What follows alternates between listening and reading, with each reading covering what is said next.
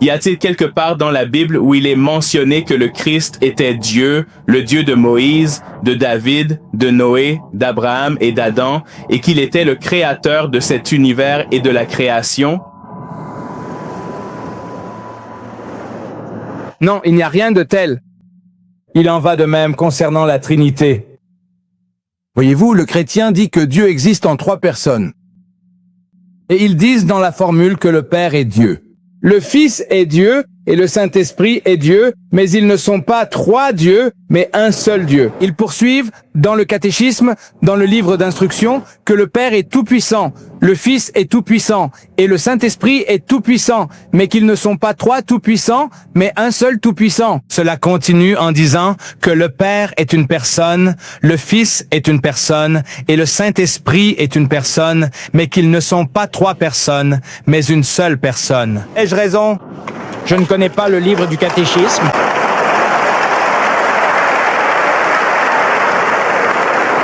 Je pose la question aux chrétiens à l'occidental qui parlent anglais. Vous avez dit personne, personne, personne, mais pas 3 personnes, mais une seule personne. J'ai dit, je veux savoir dans quelle langue parlez-vous? Est-ce de l'anglais? Je demande, est-ce de l'anglais? C'est du charabia. Personne, mais pas 3 personnes, mais une seule personne. Et l'évêque Wakefield, dans son livre, il se trouve justement ici. Il a écrit sur la doctrine de la Trinité, les attributs de Dieu, la Trinité, le Dieu trinitaire. Et à la fin de son essai sur la Trinité, Bishop dit, pourtant, il n'y a pas 3 dieux, mais un seul Dieu, comme on l'a vu dans la section précédente. Nous en concluons donc qu'il y a 3 personnes dans l'unité de la divinité. Et le passage qui le soutient est 1 Jean 5,7. Jean 5,7.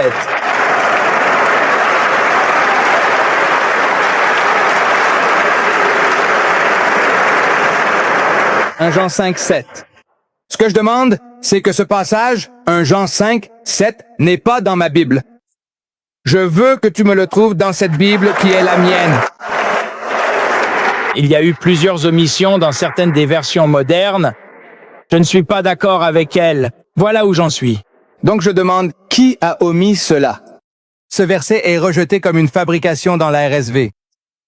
Version standard révisée. Oui, je comprends. Qui a réalisé cette version standard révisée? Ni des Juifs, ni des Hindous, ni des musulmans, mais 32 érudits de la plus haute renommée, des érudits chrétiens de la plus haute renommée.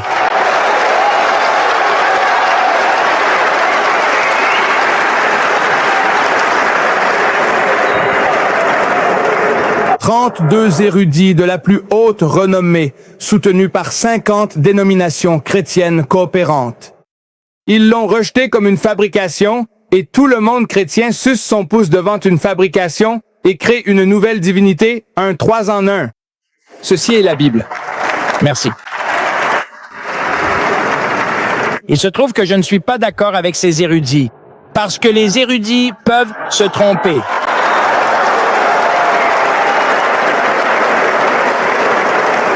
Et parfois dans la défense de la vérité, bien sûr, toute ma vérité ne reposait pas sur ce seul verset. J'ai juste utilisé celui-là à la fin, là. Il vaut mieux faire cela. D'ailleurs, cela a été écrit il y a 47 ans. Mais je suis content qu'il y fasse référence. Il vous donne beaucoup de bons versets ce soir. C'est formidable. Ce verset n'est pas le seul que j'ai utilisé, mais je tiens à préciser, et je le dis avec respect, que le fait qu'un homme se prétende érudit chrétien ou appartienne à une confession chrétienne traditionnelle ne signifie pas qu'il soit un chrétien engagé. Pas plus qu'une personne qui dit « je suis musulman » et ne pratique pas. Merci. Lida? Nous avons abordé de nombreux points communs entre le christianisme et l'islam. Ma question est la suivante. C'est bien la véracité de Jésus-Christ en tant que prophète dont nous discutons. Et si en effet il a dit qu'il était Dieu, s'il a effectivement pardonné les péchés, s'il a vraiment garanti qu'il mourrait et ressusciterait pour l'expiation de Dieu, Le monde, alors soit, nous devons accepter qu'il était effectivement un prophète, et l'Ancien Testament, comme vous le savez, dit que pour tester un prophète, il faut que sa parole soit entièrement vraie, ou alors il était dans l'illusion, ou il était un menteur.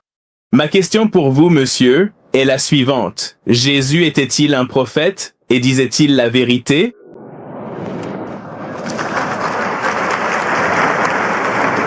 Jésus-Christ, non seulement un prophète, mais il est l'un des plus puissants messagers de Dieu en islam.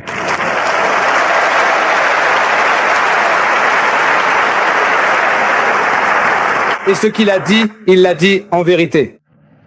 Mais les gens ont tendance à voir, à lire dans les Écritures ce qui n'y est pas.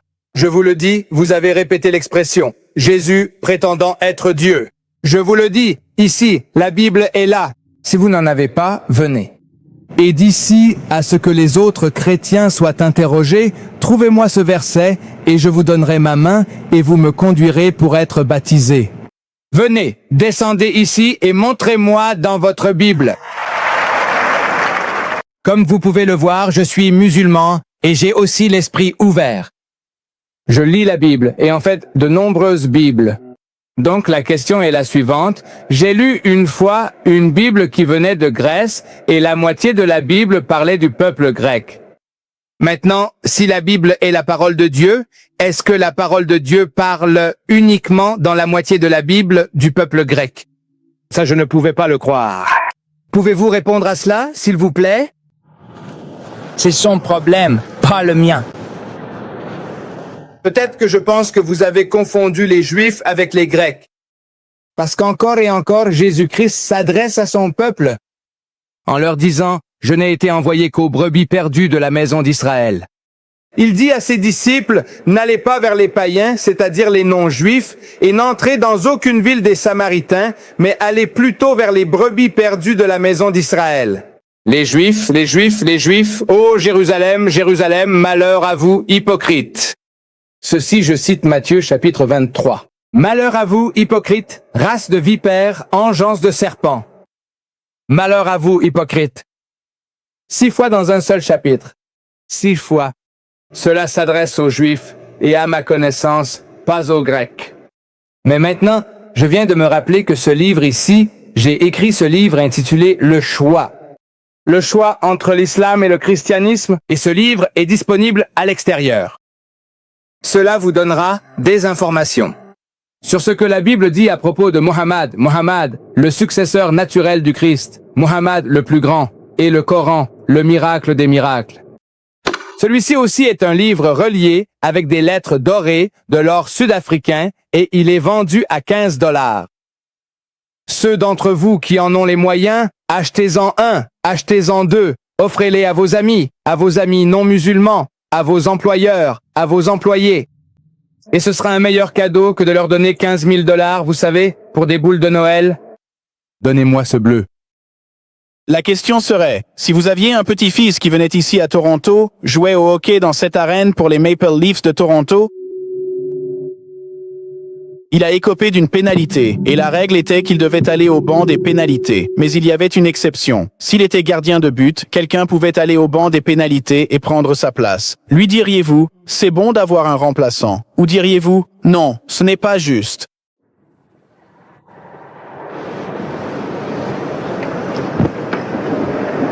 Il n'existe aucun pays au monde où, si vous commettez un meurtre, on pend quelqu'un d'autre à votre place. Aucun pays.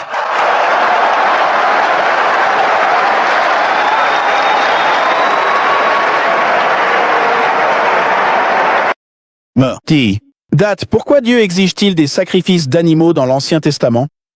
Pourquoi Dieu exige-t-il des sacrifices d'animaux lorsqu'Abraham a offert le bélier? Et si ce n'était pour préfigurer Jésus à l'avenir? S'il vous plaît, répondez à cette question.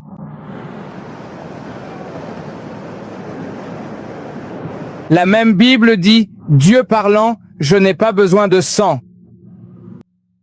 Je n'ai pas besoin du sang des animaux, encore moins de celui des êtres humains. Ce sacrifice d'Abraham, s'agissait-il d'une pièce de théâtre jouée pour enseigner au peuple que Dieu n'a pas besoin de sang humain? Vous voyez, parce qu'à l'époque d'Abraham, à Ur en Chaldée, ces gens pratiquaient des sacrifices humains. Ils sacrifiaient leur fils à Dieu et ils sacrifiaient leur fille à Dieu. Leur dire simplement de ne pas le faire n'est pas suffisant pour l'homme. Il faut mettre en scène une histoire. Et c'est cette histoire que Dieu Tout-Puissant a mise en scène pour l'humanité. Regardez, il ordonne à Abraham de sacrifier son fils. Et lorsqu'il est prêt, le Coran dit, Dieu dit ceci. Regarde, c'est ta volonté qui m'intéressait, pas la chair d'Isaac, ni même celle des moutons ou des chèvres. Ceci n'est qu'un symbole, cela sert à symboliser sa volonté. Nous sommes prêts à sacrifier un animal parce que cela représente notre propre sacrifice. Cet animal nous appartient. Et nous faisons ce sacrifice. Et Jésus-Christ a donné une belle parabole du fils prodigue où le père avait 2 fils. Et l'un de ses fils dit à son père, « Écoute, papa, donne-moi ce qui me revient, mon héritage, et je veux partir dans le monde pour être indépendant. » Alors le père, pour lui faire plaisir, donne à son fils ce à quoi il avait droit. Et ce garçon part dans un pays étranger. Il fréquente de mauvaises compagnies, des ivrognes, des adultères, des joueurs et tout le reste. Et il s'enfonce dans la boue, dans la déchéance. Il mène une vie des plus méprisables. Dans cette situation, il se rend compte que s'il était resté avec son père, il aurait été bien mieux. Alors, il décide de rentrer chez lui, dit Jésus. C'est ce que dit Jésus. Et tandis que le fils rentre à la maison et que le père l'aperçoit de loin, le père se met à courir. Le père court vers son fils, l'embrasse et il dit ceci. « Mon fils était mort, il est maintenant vivant, il était perdu, il est maintenant retrouvé. » Et il dit au fils qui était resté à la maison, « Sacrifie le veau gras pour célébrer le retour du prodigue. » C'est la parabole que Jésus a donnée à propos de nous-mêmes et de Dieu. Dieu est le Père. Il a 2 types d'enfants. L'un qui est droit et reste avec Dieu et l'autre qui s'égare. Et celui qui s'égare, s'il décide de revenir, le Père, Dieu Tout-Puissant, court vers toi, il t'accueille à bras ouverts et il fait un sacrifice. Le sacrifice, c'est le sien. Il ne dit pas à son fils, « Regarde, tu as méprisé mon argent, maintenant tu restes avec les cochons pendant 7 ans, occupe-toi de mes cochons. » Et après que tu aies terminé 7 ans de travail forcé, alors tu entres dans la maison, rien de tout cela. C'est ça, Dieu. En d'autres termes, dès que la personne se repent, Dieu Tout-Puissant est prêt à l'accepter. Et il n'a pas besoin de sang. Il n'a pas besoin de sacrifice. Il a besoin de ta volonté de revenir. Monsieur, Dida, voici une question. Jésus a dit, « Ceux qui sont mes brebis entendent ma voix. Ceux qui ne sont pas mes brebis n'entendent pas ma voix. » Qu'en pensez-vous? Qu'en pensez-vous? Jean chapitre 10, verset 23. Jésus marchait dans la forge de Salomon. Alors les Juifs arrivèrent, coururent autour de lui et dirent, « Jusqu'à quand allons-nous douter? Et si c'était le Christ, dites-le nous clairement. » Alors Jésus dit, « Je vous l'ai dit et vous ne croyez pas aux paroles que je prononce au nom de mon Père qui rend un témoignage de moi. Mes brebis entendent ma voix, je les connais et elles me suivent. Je leur donne la vie éternelle et elles ne périront jamais. Mon Père qui me les a donnés est plus grand que tous et personne ne peut les arracher de la main de mon Père. Et personne ne les arrachera de ma main. En cela, je suis un avec le Père. En cela, pas en puissance, pas en connaissance, ni en rien d'autre, mais en cela. Une fois la foi acceptée, en tant que prophète, je veille à ce qu'il y demeure, et Dieu, qui la voit aussi, veille à leur persévérance. Nous sommes unis en cela. Monsieur, Dida, nous sommes maintenant en 1994, la crucifixion, et évidemment tout le monde est d'accord pour dire qu'elle n'a jamais eu lieu, ou du moins c'est ce que vous avancez. La meilleure personne à interroger serait un témoin oculaire concernant ce qui s'est réellement passé. Et si nous pouvions réellement le ramener dans le temps et le placer ici en tant que témoin oculaire, ce serait bien sûr le meilleur témoin, et nous devrions admettre, oui, cela s'est produit. Nous avons le témoignage non seulement mais de plus de 500 personnes qui l'ont littéralement vu, touché, manipulé. Chacun d'eux, les 12 apôtres originaux, parmi les 1211, ont donné leur vie en témoignage, affirmant que oui, il est bien mort, il l'a fait. Il a été enterré, il est bien ressuscité. Ils sont tous les meilleurs témoins. Si nous les faisions venir dans ce Colisée, ils seraient les meilleurs témoins. Comment pouvez-vous, dès lors, écarter le plus grand des témoignages à l'appui? Non seulement ils ont donné leur vie en sacrifice comme martyrs, mais jamais ils ne mourraient pour défendre un mensonge. Comment pouvez-vous alors dire leur témoignage est invalide? Mon cher frère, plutôt que de faire revenir ces personnes de leur tombe pour les interroger, vous avez un récit écrit auquel personne ne peut s'opposer. C'est déjà écrit noir sur blanc et ce sont là vos témoins. Et selon ces témoins qui sont les vôtres, nous les interrogeons. Que Jésus vous dit qu'un esprit n'a ni chair ni os et que le corps ressuscité devient spiritualisé. C'est aussi ce que vos témoins vous disent, que les corps ressuscités deviennent spiritualisés. Paul dit, si vous vous souvenez, il dit que ce qui est semé, vous avez vu une personne morte et vous l'avez vu dans.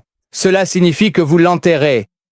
Il est semé dans la faiblesse, il est ressuscité dans la puissance, il est semé corps physique, il est ressuscité corps spirituel. Alors Jésus témoigne aussi du fait que les corps ressuscités seront spiritualisés. Dans l'évangile selon saint Luc, ils viennent voir Jésus et lui posent la question. Ils dirent, Maître, en hébreu, Rabba, il y avait une femme parmi nous, et cette femme a eu 7 maris selon une pratique juive. Si un frère meurt sans laisser de descendance, alors le second la prend pour épouse. Et quand il échoue, et s'il meurt, le 3e, puis le 4e, le 5e et le 6e prennent la suite. Et cet homme, disent-ils à Jésus, ont eu cette femme. Ils l'ont eue? C'est ce que dit la Bible. 7 l'ont eu. Il n'y avait pas de problème à ce sujet car cela s'est fait un par un. L'un après l'autre. Mais ils veulent savoir de lui, à la résurrection, lequel des hommes l'aura pour femme, puisque tous l'ont eu ici. Parce qu'une fois qu'on a une femme, une intimité se crée, on se reconnaît de l'autre côté. Il dit, ma femme, ma chérie, mon amour, mon trésor. Il y aura une guerre au paradis entre les 7 frères qui se battront pour cette femme. Voilà l'image qu'il lui présente. Ils veulent savoir lequel des hommes l'aura de l'autre côté. Parce qu'ils l'ont tous eu ici. C'est un langage scripturaire. Ils l'ont tous eu. Ils veulent l'avoir de l'autre côté. En réponse à cela, Jésus dit, ils ne mourront plus. Une fois ressuscités, vous serez totalement immortalisés. Ceci est un corps mortel qui a ses besoins mortels. Nourriture, abri, vêtements, sexe, repos. Sans ces choses, plus de Pakistanais, plus d'Indiens d'Amérique. Plus de Canadiens, plus personne. Plus d'Européens, plus d'Irlandais, plus personne. Personne. Plus de Sikhs non plus. Il n'y aura plus de Sikhs. Tous les Sikhs. Personne. Ils ne mourront plus, car ils seront égaux à leurs anges. C'est-à-dire, une fois ressuscités, ils seront angélisés. Ils seront spiritualisés. Ils seront des créatures spirituelles. Ils seront des esprits. Car ils sont égaux aux anges et aux enfants de Dieu. Car tels sont les enfants de la résurrection. Des esprits. Jésus dit, un esprit n'a ni chair ni os. Comme vous voyez que j'en ai. Je ne suis pas ce que vous pensez. Qu'est-ce qui ne va pas chez vous, imbécile? Touchez-moi et voyez. Touchez-moi et voyez. Car un esprit n'a ni chair ni os, comme vous voyez que j'en ai. Que prouve-t-il? Et il croit non par joie. La Bible dit, je ne fais que citer. Et il croit non par joie. Ils étaient ravis et s'interrogeaient, mec, vous le croyez mort et enterré. Alors il a dit, vous avez de quoi manger? Et ils lui donnèrent un morceau de poisson grillé et un nid d'abeilles. Et il l'a pris. Et il agit sous leurs yeux, pourquoi? Pour prouver qu'il n'est qu'un spectre. Que prouve-t-il? Il a dit, je suis un homme comme vous, bande d'idiots. Pourquoi avez-vous peur de moi? Et encore, vous voyez dans l'expérience qu'il ne s'est jamais montré aux Juifs. S'il avait vaincu la mort, s'il était ressuscité, il aurait vaincu la mort. Il serait allé au temple de Jérusalem et aurait dit aux Juifs, « Me voici ». Rappelez-vous, je vous ai dit, le signe de Jonas, ce qui allait m'arriver, me voici. Il a dit, ils vont te tuer. Il a dit, allez-y, faites ce que vous voulez. Mais parce qu'il est ressuscité, on ne peut pas tuer un corps ressuscité. Parce que la Bible dit qu'il est ordonné à tout homme de mourir une seule fois, puis vient le jugement. On ne peut pas mourir 2 fois. Donc cet homme aurait été invincible et il aurait prouvé sa cause. Mais au lieu de cela, il est toujours caché. Il est toujours déguisé parce qu'il a échappé à la mort de justesse.